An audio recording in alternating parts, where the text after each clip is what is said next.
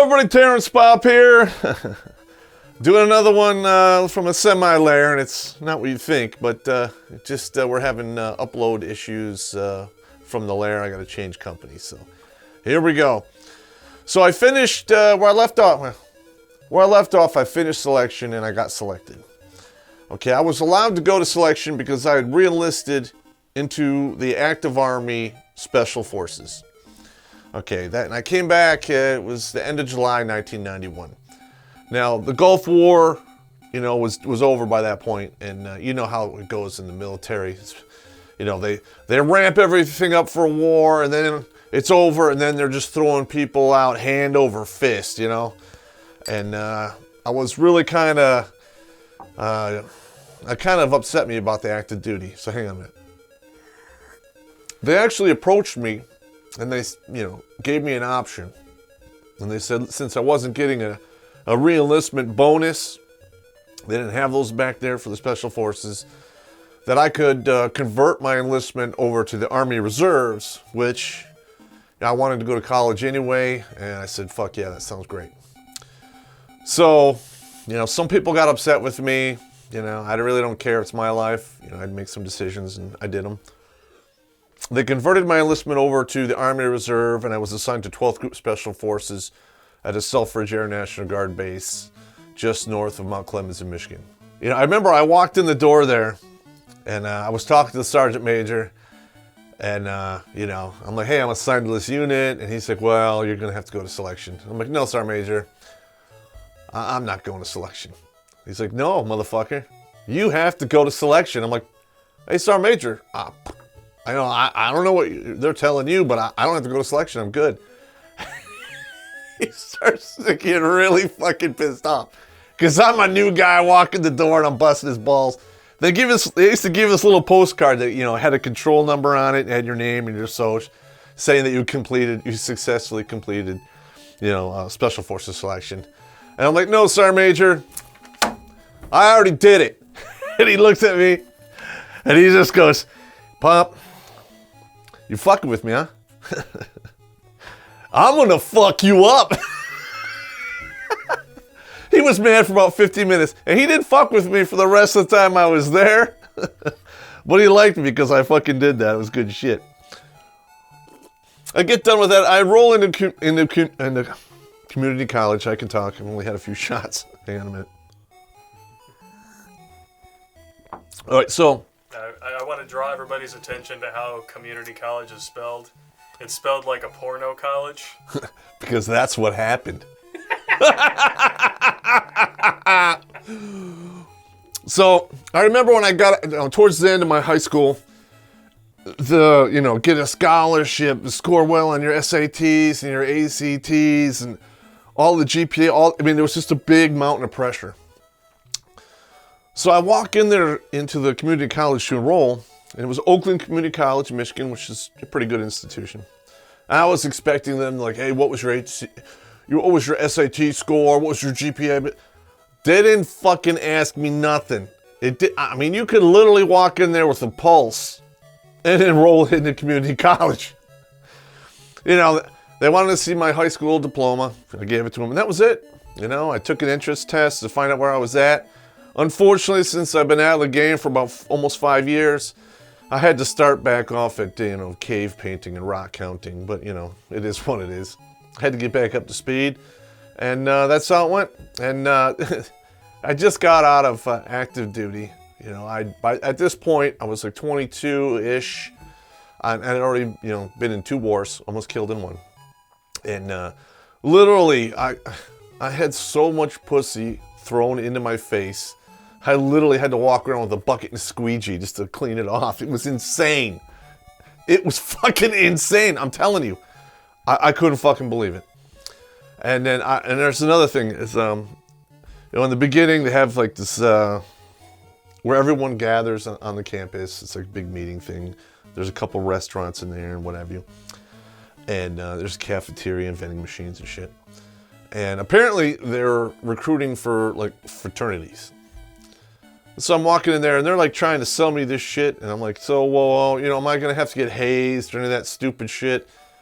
You know, and they're like, well, there might be a little bit of hazing. And I'm like, fuck you, I'm not doing any of that. I've already been hazed by the best of them, and I will not let some little dweeb such as you fuck with me. Fuck you, get lost. I fucking hated those guys. But I did, for that 6 months, 3 to 4 nights a week, stayed at Eastern at the Teak House, because I had a buddy of mine from high school who was still going to college there. And I basically lived on a couch from basically midnight to 7, 8 in the morning, and I had a nightstand where I could store some shit. That was my living arrangement there. And the whole time I was on active duty, you know, I kept thinking about all my buddies who were in college, and they're having all these great parties, and I was missing out. And I'm telling you, that was just utter bullshit, because those guys didn't know what the fuck they were doing. I mean, when I first got there, their parties were lame. They were fucking lame. You know, maybe 40, 50, 60 people were there, you know, and they'd have a keg, and there'd be some, you know, music, and, you know, they would do their deal, maybe smoke some, you know, dope out back. You know, it's none of my business. I don't fuck with that shit.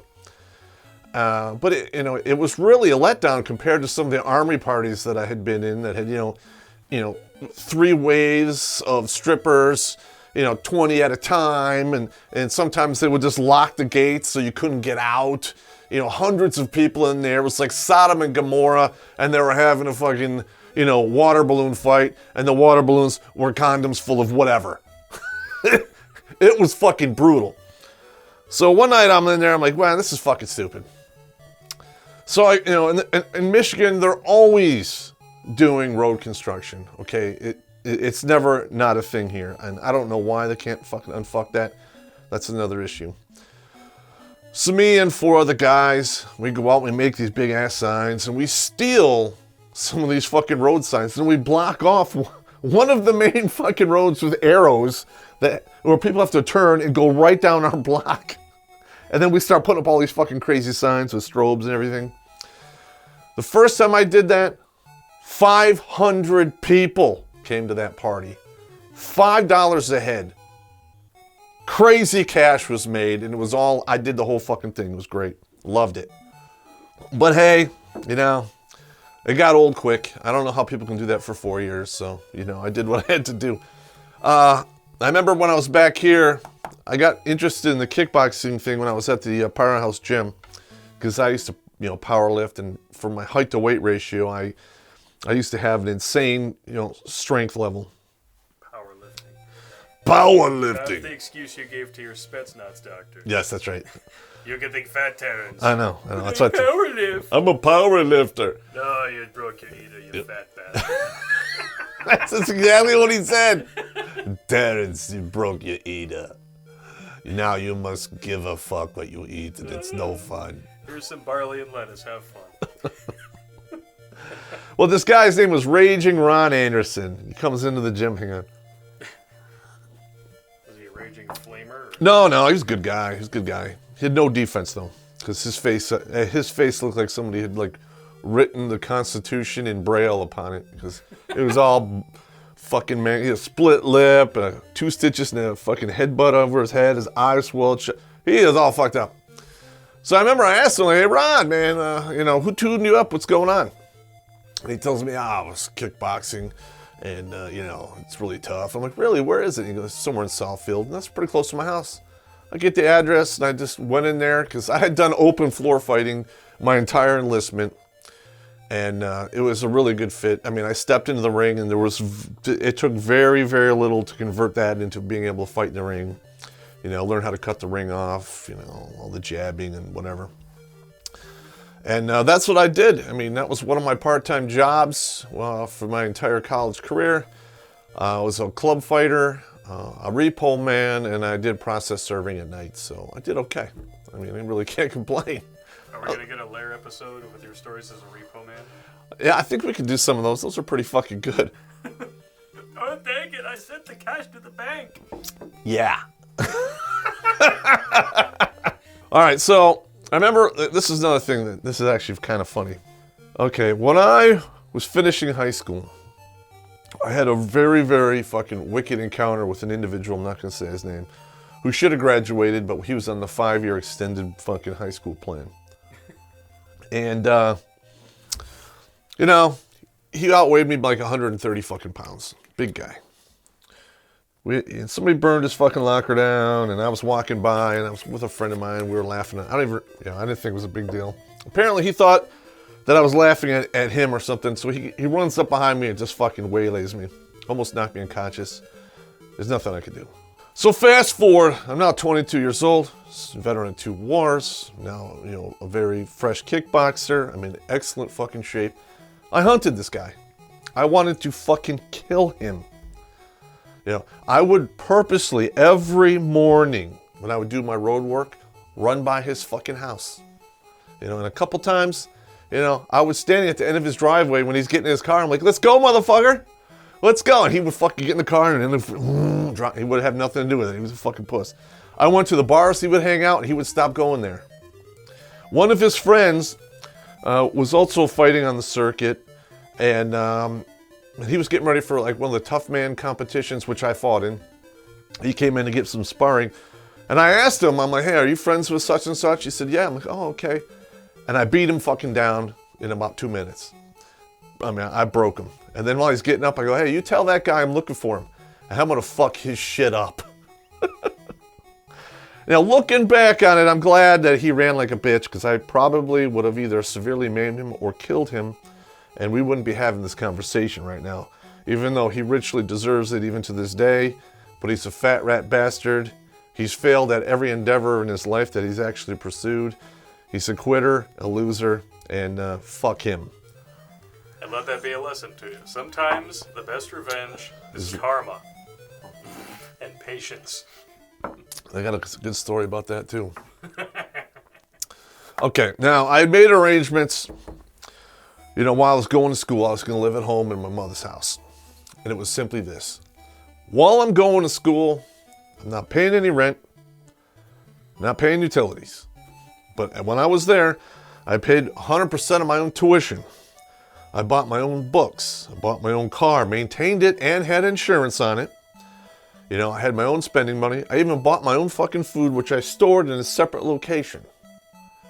But even though I was doing all that, my mother, the feminist single mother, bitched about everything. Okay, that's another thing, is that we need to do a show on ingratitude of the single mothers. Because everything, she's a victim of everything. Everything is her fucking fault. And the minute you explain to her that you made a bad decision, you're now attacking them, and they take it personal. Because, that's why I came up with the saying, the truth is not an insult, and reality is not an attack. And that's actually going to be on a t-shirt that we're going to sell on the patrol base arm of Redonkulous. Because I'm trying to keep the merchandise, in a pot where I can control it and maintain it better. But that speaks volumes to the mindset of the liberals, because I grew up with one, and I can't hundreds and hundreds of fucking fights with this woman, and they all started with me just stating the obvious. Like, you're being mean. I'm being mean because I'm telling you that the sun warms the earth. Okay. And I was being mean when I pointed out y'all had the same haircut. Damn! That's good. I like that. I love it. Shot, mixed drink, and a beer. We should make a song about that. A shot, a mixed drink, and a beer. No, I ain't a queen. Menagerie of booze. This went on. I ETS'd off of active duty in 1991. I remember I drove the admin wing of my reserve unit fucking nuts, because I called them like 2 or 3 times a day. Cause I'm like, I want to go to the queue. I want to go to the queue. I want to go to the queue. Blah, blah, blah. It got to the point where they literally, I call like, fuck off. Your orders are not in yet. Boom. And I'm sorry if I pissed those guys off, but I was young and I was fucking motivated. And I finally went to the Q course in 1992. And the next stories are going to take off with me actually being in the Special Forces Q course, Fort Bragg, 1992, old school Army. And some of those fucking stories are absolutely fucking hilarious. You guys will love it. Anyway, hopefully you like this episode of The Lair. I'm just kind of transitioning over to the next portion of military career and, trying to tell you the deal. So with that being said, gentlemen, you guys have a good evening, afternoon, morning, whenever you watch this. Remember, flush the condom, don't drink and drive, don't drink and swim, never go to the ground to fight in pairs, and if you can't do that, carry a gun. See you later.